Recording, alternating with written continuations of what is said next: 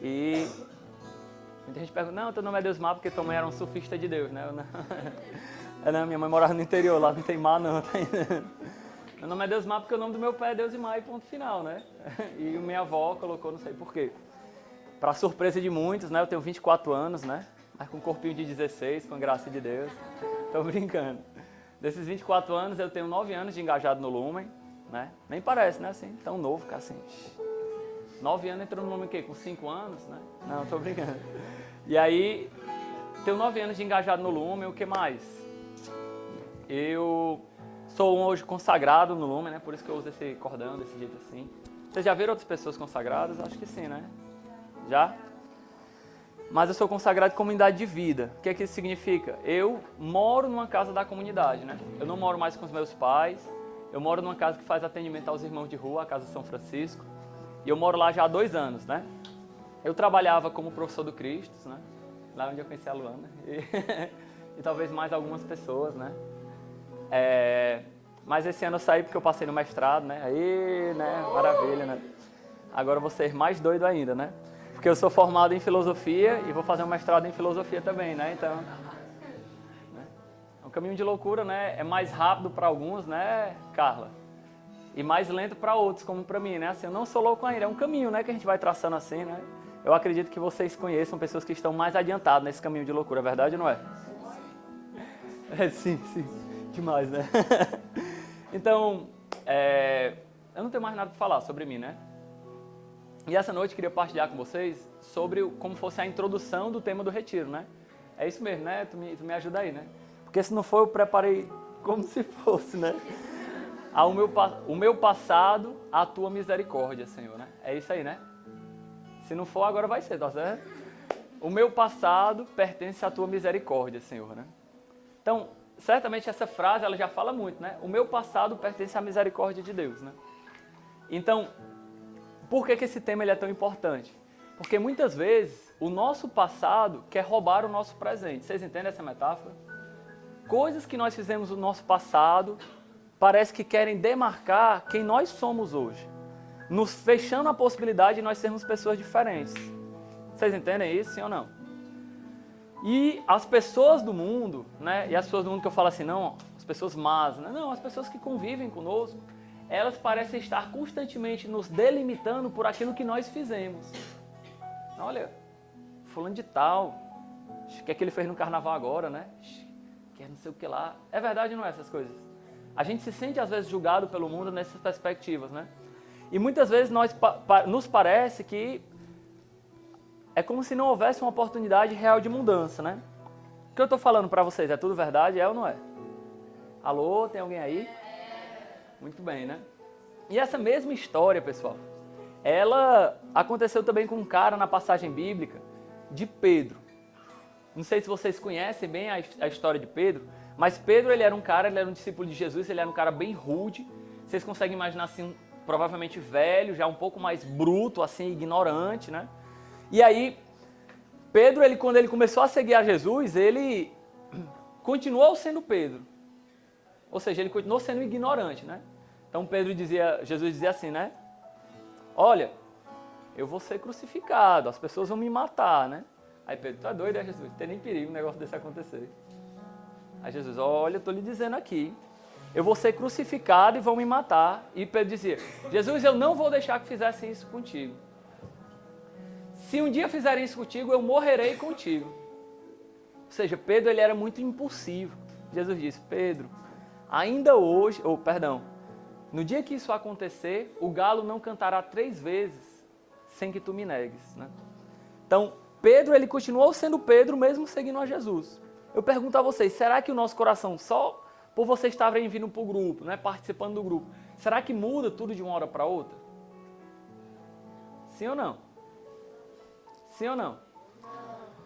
Por quê? Porque parece que muitas vezes o nosso passado quer o quê? Roubar o quê? O nosso presente. E vocês entendem bem que essa metáfora parece que o nosso passado ele está com uma corda, né? O nosso passado atrás, segurando o nosso presente de seguir adiante. Ele vai nos condicionando aquilo que nós somos. Porque parece que, porque antes de ontem eu fui ignorante com os meus pais, ontem eu fui ignorante com meus pais, parece que hoje alguma força me leva a ser ignorante com os meus pais. Porque antes de ontem eu fofoquei, e aí antes de ontem não necessariamente na quarta-feira, né? Eu fui ignorante com os meus pais, eu fofoquei, parece que isso vai se repetindo. Parece que antes de ontem eu era um cara que não gostava de estudar, que eu era um cara assim da galera, e isso vai continuar sempre assim. Parece que o nosso passado ele está constantemente querendo nos aprisionar. Mas quando nós dizemos que nós confiamos a Deus a nossa misericórdia, é dizer assim, cara, o meu passado passou. O meu hoje pertence à misericórdia de Deus. E eu não vou me deixar, de modo algum, me seduzir pelo meu próprio passado, pelos meus erros do passado, pelos erros dos outros que parecem também querer me aprisionar. Né? Que muitas vezes também na nossa história de vida, quando os outros erram conosco, parece que isso fere o nosso coração e deixam marcas. Quando nós confiamos o nosso passado à misericórdia de Deus, nós também aprendemos o que? A perdoar. Né? Então, eu queria ler com vocês uma passagem, pode ser sim ou não? Que se encontra em Lucas 22, né? Eu fiquei meio impressionado, porque essa passagem ela aparece em todos os 4 evangelhos, tanto de Marcos, Mateus, Lucas e João. Lucas 22, de 55 ao 62. Ele fala assim. Essa passagem ela é muito importante porque Jesus ele tinha acabado de ser preso. E aí Pedro, vocês lembram que eu falei que Pedro disse que ia seguir Jesus até a morte? Pedro, pouco tempo depois do que ele disse isso, no Horto das Oliveiras ele vai lá e ele tira a espada e corta a orelha de um soldado. Vocês já devem ter visto essa cena no filme, sim ou não? E aí ele querendo defender Jesus, como se diz, com unhas e dentes, né? Mas olha o que é que acontece.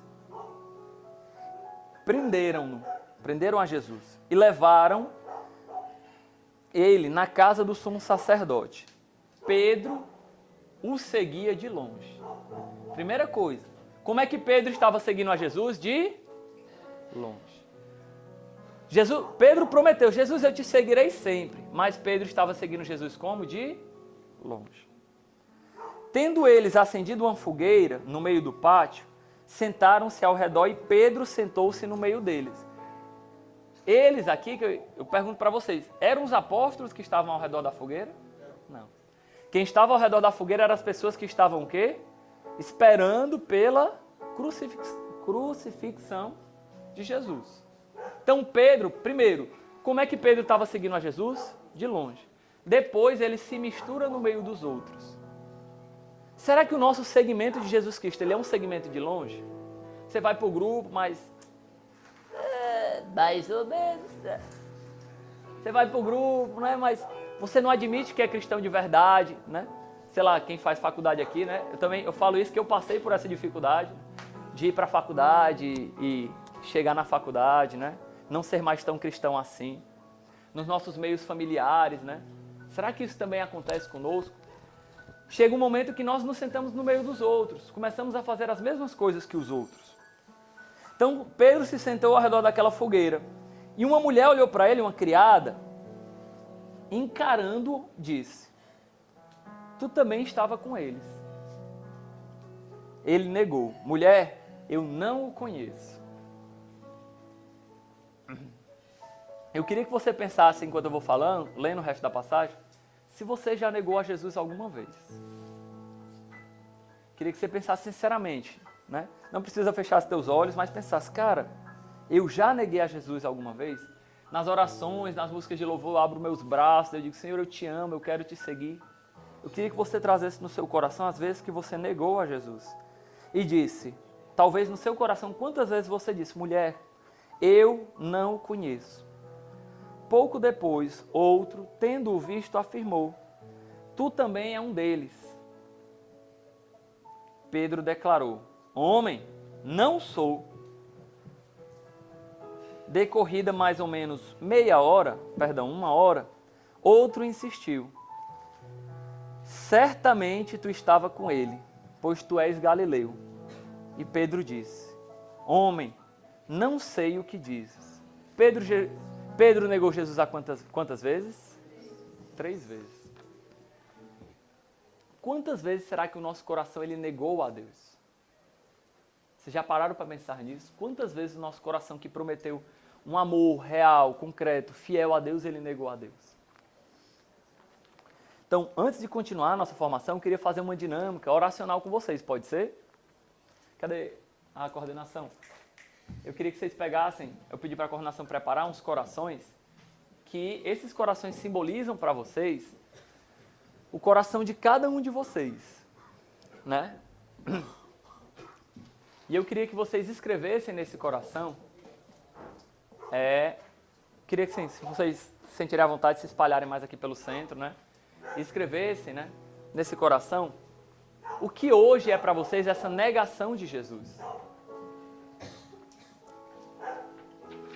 O que é que hoje significa essa negação de Jesus na vida de vocês? Quais são, talvez, aqueles pecados, aquelas dificuldades de seguir a Deus mais fortes? Eu queria convidar que você não tivesse vergonha de escrever isso, né? Se você estiver perto de alguém, sei lá, que você fica com medo de que a pessoa leia, veja, né? Não tem problema não, você pode vir aqui mais pra frente. Se vocês quiserem vir aqui mais pra frente, principalmente quem está encostado, né? Que você escrevesse, pegasse um papel e escrevesse mesmo, sabe? Estão entregando as canetas, calma aí. Quais são hoje as tuas negações a Deus? Eu, Deus, mas eu não sei. E eu, sinceramente, eu não estou aqui para condenar vocês, né? Nem para julgar ninguém aqui, né? Mas isso é importante da gente fazer porque a palavra de Deus diz: quem reconhecer os seus pecados e for batizado, estes serão salvos. Você pode escrever na folha o seu nome, né? No coração o seu nome, e escrever hoje quais são as suas maiores negações a Deus. Como assim? Quais são, talvez, as suas maiores dificuldades de seguir a Deus? Se tiver algum pecado, né? Com relação à sua família, com relação à sua própria vida. Você pode escrever, você fica à vontade. Observação importante, eu não vou ler. Ninguém vai ler, é um momento de intimidade seu com Deus. De escrever hoje, talvez, as maiores dificuldades que você tenha. Tem outra caneta, coordenação? Então, providenciar. Você pode escrever, assim, não tenha vergonha, né? Não tenha medo, ninguém vai ler. É um momento de intimidade sua com Jesus.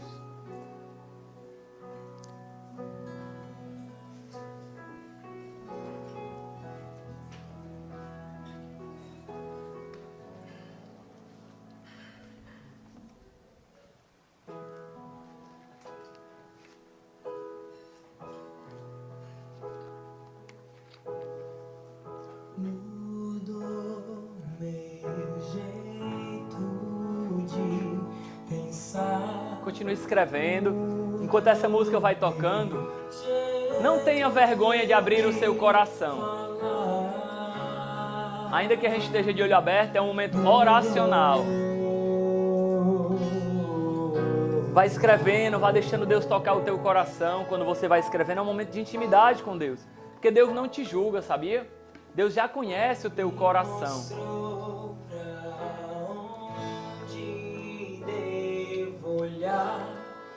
Me ensinou a sempre levantar. Me ensinou.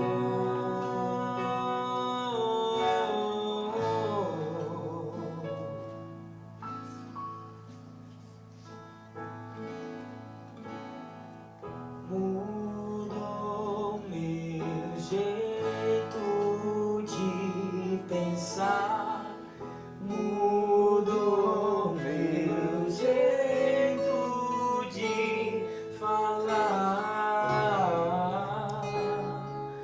mudou.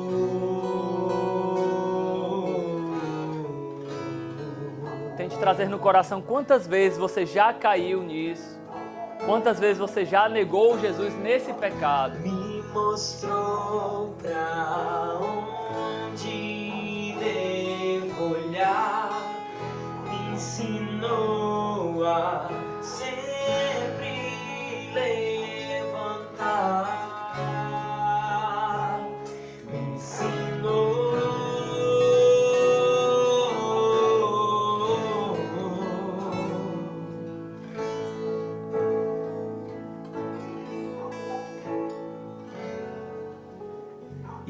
te agradeço, Deus, por não me abandonar.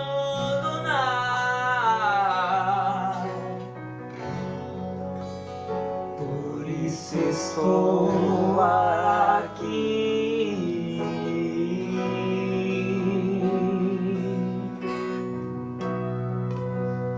pra te adorar,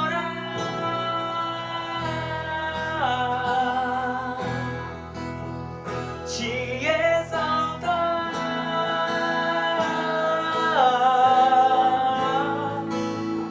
me entregar inteiramente a ti.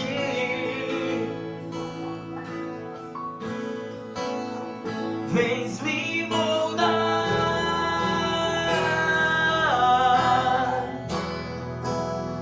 me ensinar,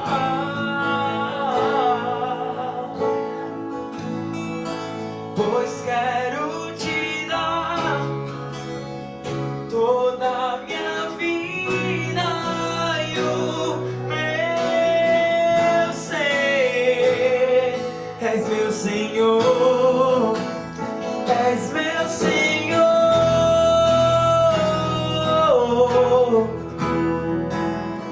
meu Salvador,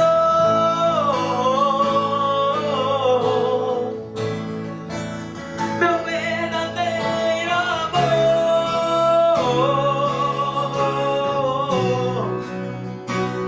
És meu tudo,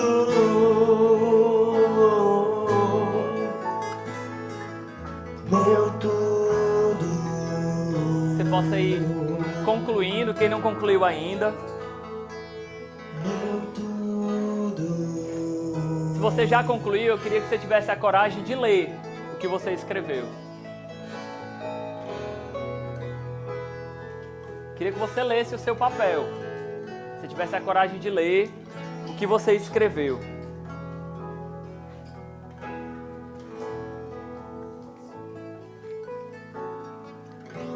Só o violão. Só o violão. Isso. Quem não terminou, você vai concluindo enquanto eu vou continuando aqui. Opa. Calma. Eu ia tentar continuar, né?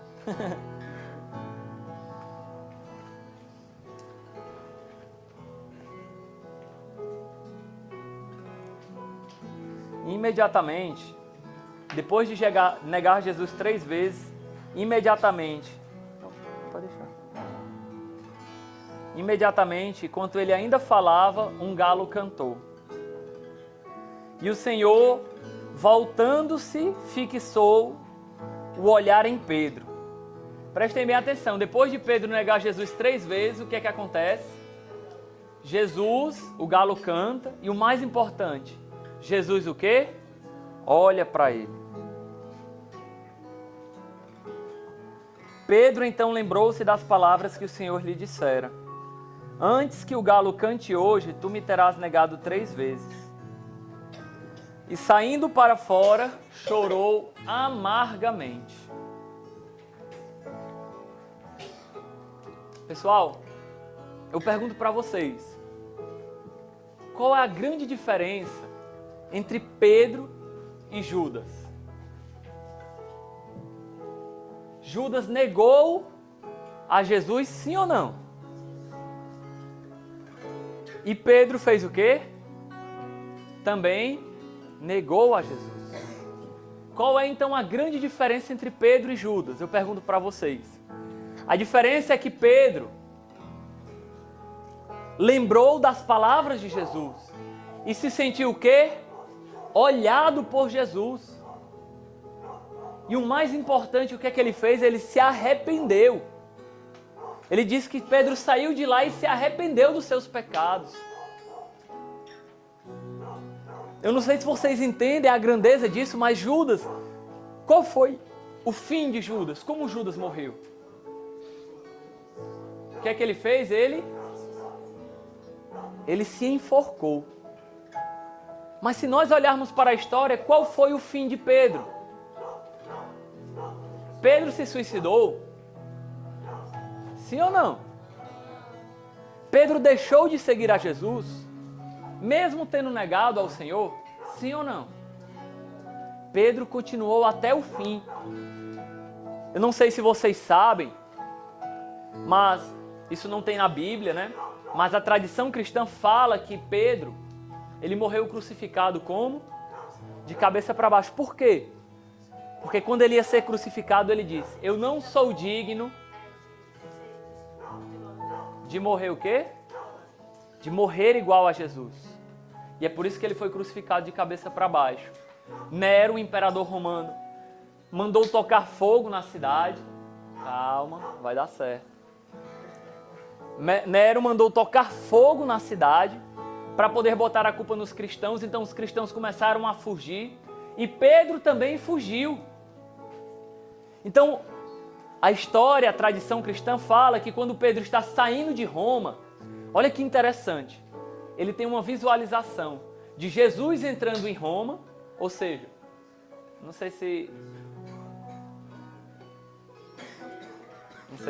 acho que é melhor deixar desligado mesmo, né? Larissa, é melhor desligar geral, tá, Larissa? Então, vamos tentar se concentrar apesar desses tecos aí, né? Então, quando Pedro estava saindo de Roma, Jesus voltava com a cruz às costas e Pedro perguntou: Senhor, aonde vais? Jesus disse: vou morrer novamente por ti. Então Pedro, que estava fugindo, o que é que ele faz? Ele volta para Roma para ser crucificado. Então, Pedro, ele é fiel até o final, mesmo sendo um grande pecador. Eu pergunto, vocês também querem ser fiel a Deus? Sim ou não? Então coloque a mão no seu coração um minutinho e repita comigo: Senhor. Ixi, gente, vamos lá, com mais força, com mais coragem. Senhor, toca no meu coração. Tu conheces, Senhor, o meu coração. Tu sabe tudo o que eu já vivi. Todo o meu passado. Eu confio em Ti, Senhor. Eu consagro o meu passado à Tua misericórdia. Amém. Então, quando nós confiamos na misericórdia de Deus, nós podemos sim ter uma vida diferente com Deus, pessoal. E o pecado, eu não sei, agora não vai dar mais para vocês lerem, né? Por causa da luz, né? Mas se vocês estiverem com o celular, eu queria que vocês fossem lendo rapidamente o que vocês escreveram. E que vocês seguissem as instruções que eu vou dar agora. Pode ser? Pode ser, sim ou não? Eu queria que atrás dessa folha, você escrevesse o seu nome bem grande, como se fosse preenchendo todo o coração. Porque esse coração representa o quê? Representa a sua história de vida. Representa o seu passado. Escreva seu nome bem grande atrás desse coração.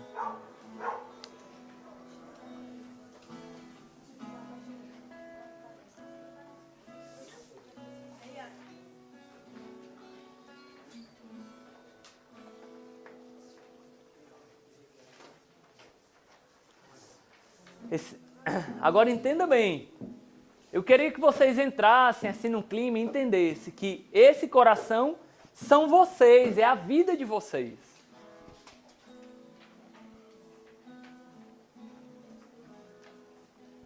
E quando nós vamos tendo uma vida de pecado, quando nós vamos entregando a nossa vida ao pecado, sabe o que é que nós fazemos com o nosso coração? Quando vocês terminarem de escrever, vocês avisam, né?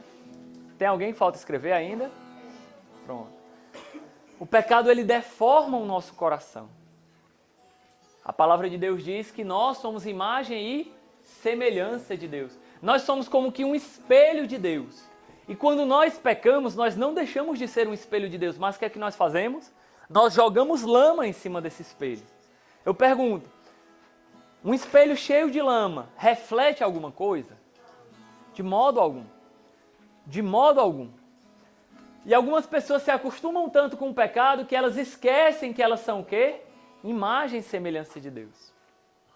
Esse coração de vocês, ele é o mesmo coração de Deus. E quando nós pecamos, tem alguém que falta escrever? Quando nós pecamos, sabe o que é que nós fazemos com o nosso coração? Eu queria que você amassasse esse coração. Amassasse ele assim. Não queira ter pena no seu coração não, porque quando você peca é isso que você faz, cara, com o seu coração. Você amassa ele. E eu queria que vocês deixassem o coração de vocês amassado aí mesmo, talvez na mão de vocês, né? Ficassem segurando e pensando, né? O quanto o pecado ele amassa, ele fere o teu coração, né? A palavra de Deus diz que o caminho para o céu ele é estreito, o caminho para o inferno ele é largo. Por quê? Porque é como se fosse um funil. Vocês já viram um funil? Como é que existe? Um lado do funil ele é bem o quê? Pequeno e o outro ele é bem largo. Quando você está no céu, quando você está na vontade de Deus, você olha para o inferno, parece que o caminho é o quê? Largo. Entra por ele. Entra por ele. Entre por um caminho de mentiras, que logo, logo você se verá numa angústia suprema, por tendo que contar a verdade. Isso vai causar sofrimento no teu coração. Entre por um caminho de bebedeiras. Entre. Que você vai vendo que as coisas começam o quê? A estreitar. Vocês entendem a metáfora do funil? Quando você entra por ele, as coisas começam a se estreitar. Isso é que a vida de pecado faz conosco. Ele amassa o nosso coração.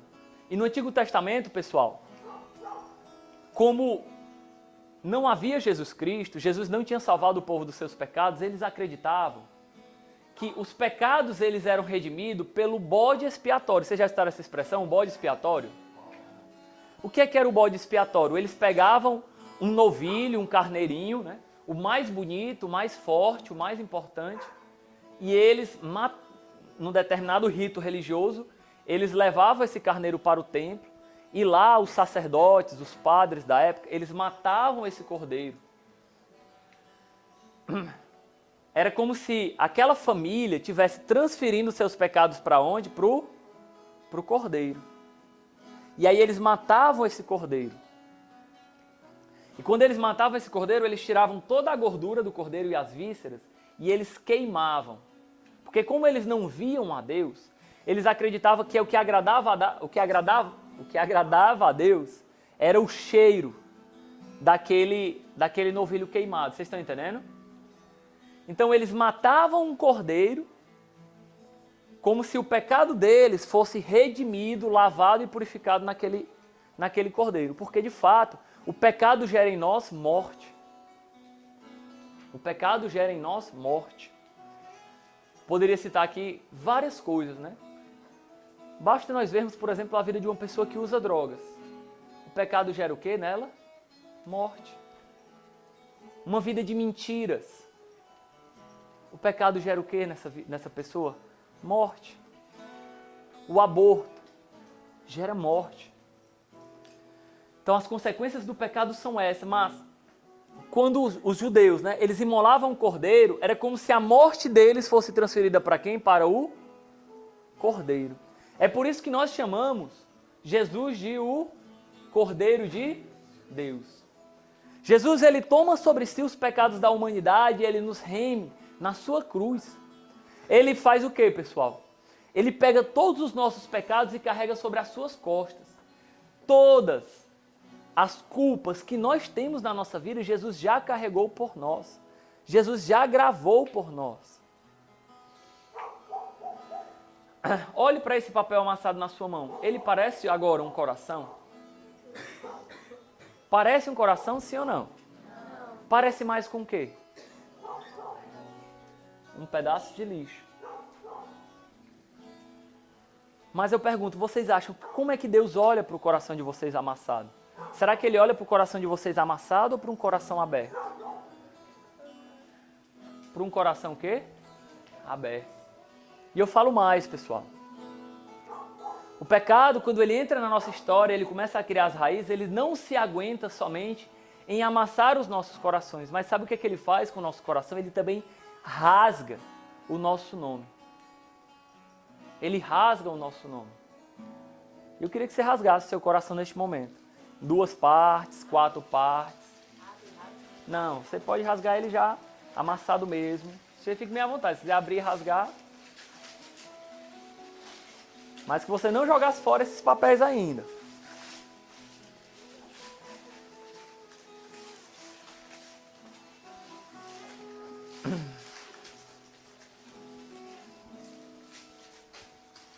Queria que vocês partilhassem rapidamente como é que é a experiência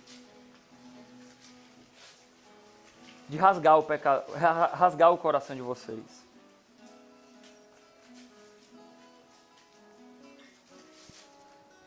Alguém teria coragem de falar, de partilhar rapidamente? Pode falar. Eu sinto que tudo que eu escrevia pode ser mudado. Assim. Você sente que tudo que você escreveu pode ser mudado. Massa. O que mais? Alguém queria... Hã? Depois que eu rasguei. Eu queria que alguém partilhasse mais alguma coisa. Como é que você se sentiu ao rasgar o seu coração? Alguém teria essa coragem, essa ousadia de partilhar? Só mais uma pessoa.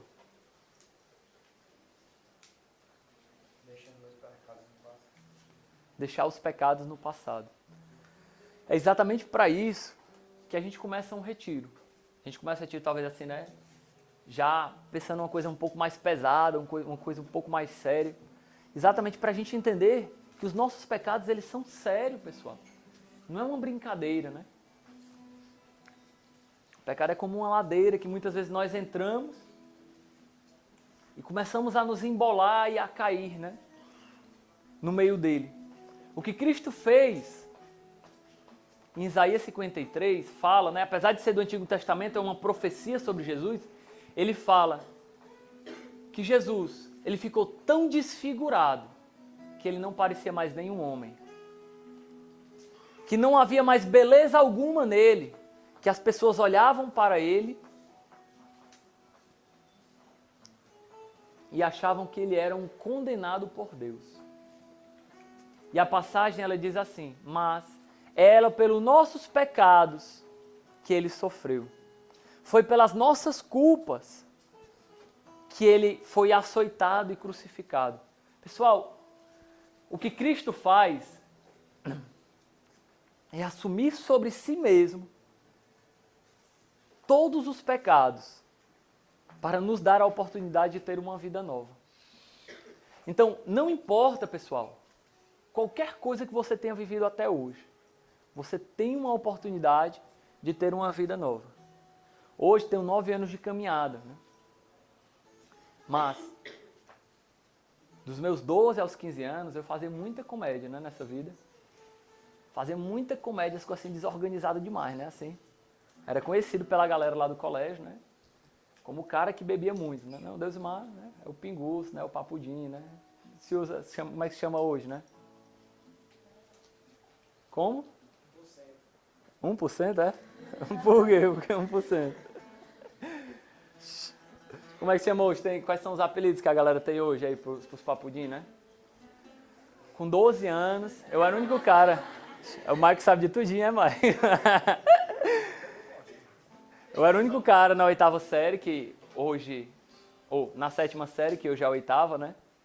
Que às vezes chegava no colégio virado, né? De uma noite para outra, do Ceará Music, com os professores, encontrava os professores lá. E eu lembro que quando eu entrei para a caminhada com Deus, os meus amigos, né? Diziam assim: não, cara, 6 meses. 6 meses tu vai sair desse negócio aí.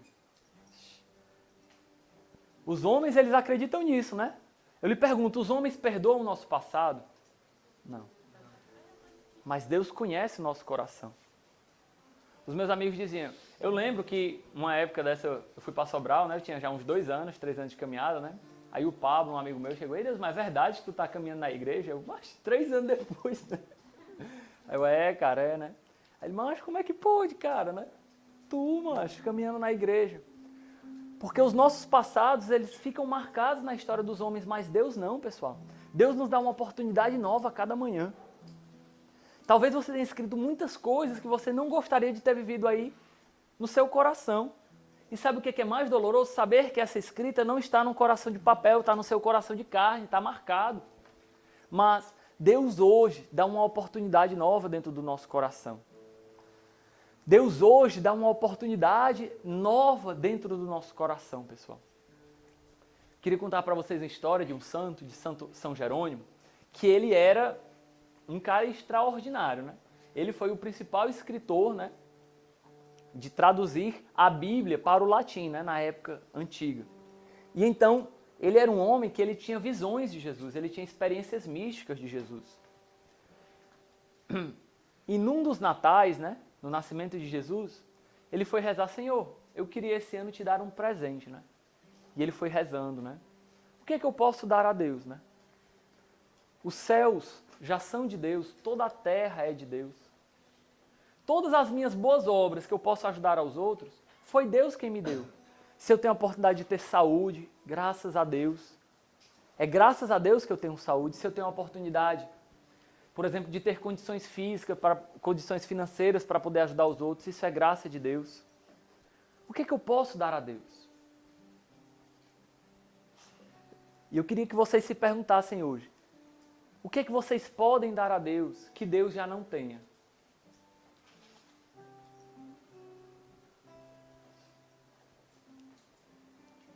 Qual a primeira resposta que talvez venha no coração de vocês?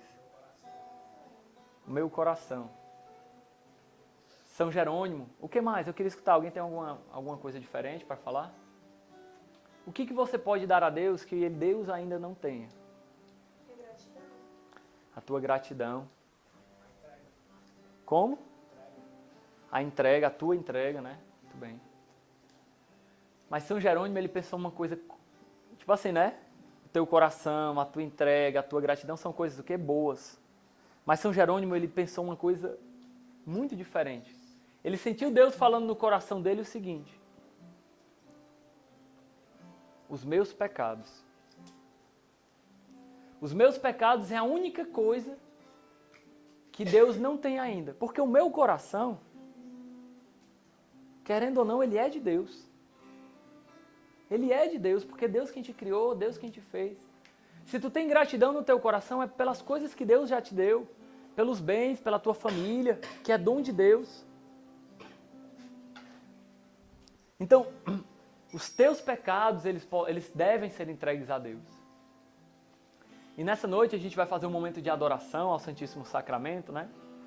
Que a gente vai fazer esse exercício de entregar os nossos corações a Deus. Os nossos corações a Deus.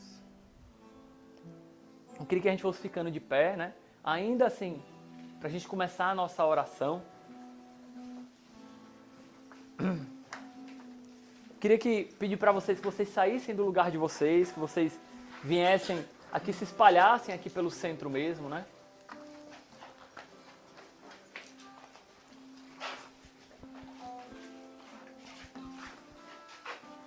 Agora talvez você não consiga ler o que você escreveu naquele coração, porque talvez ele já esteja rasgado. Mas eu queria que você colocasse a mão no seu coração neste momento e que você fosse pensando: o que é que hoje mais dilacera o meu coração? O que é que hoje eu preciso entregar à misericórdia do Senhor? O que é que hoje precisa ser afogado? Olha que palavra forte, afogado na misericórdia de Deus. A misericórdia de Deus é um mar infinito. E eu lhe garanto, se você jogar o seu coração, os seus pecados nesse mar, você, entre aspas, se perderá em Deus. É como um rio que se lança no mar, pessoal. E quando ele entra no mar, você já não só sabe distinguir o que é o rio e o que é o mar. Pessoal, a liturgia da igreja, a missa, fala uma coisa tão bela. O padre, ele pega o cálice, ele bota o vinho, que simboliza ali a entrega divina, que depois vai se tornar o sangue de Cristo. E o Padre, ele derrama uma gota de água. E essa gota de água é a nossa humanidade. Pessoal, quando uma gota de água ela entra naquele vinho, ela permeia tão fortemente aquele vinho que você nunca mais vai conseguir tirar aquela mesma gota de água. Seja por qualquer processo físico ou químico que você venha a fazer, você nunca mais vai tirar aquela gota de água. Por isso eu queria te pedir que nesse momento você tivesse a ousadia de coração de abrir os seus lábios, de abrir a sua boca e começar a rezar com suas palavras, pedindo para que você se lançasse em Deus. Senhor, eu quero me lançar em Ti, assim baixinho mesmo, como que murmurando, eu lhe garanto, ninguém do seu lado vai querer escutar a sua oração. Que você abrisse os seus lábios, eu queria que você não tivesse vergonha e dissesse, Senhor, eu quero me lançar em Ti, eu quero lançar o meu coração em Tuas mãos, Senhor. Eu quero me perder em Ti, eu quero lançar os meus pecados em Ti, Jesus. Eu quero completamente me lançar neste mar da misericórdia. Toma-me, Senhor, sede o meu tudo, sede o meu Deus, sede completamente a minha existência.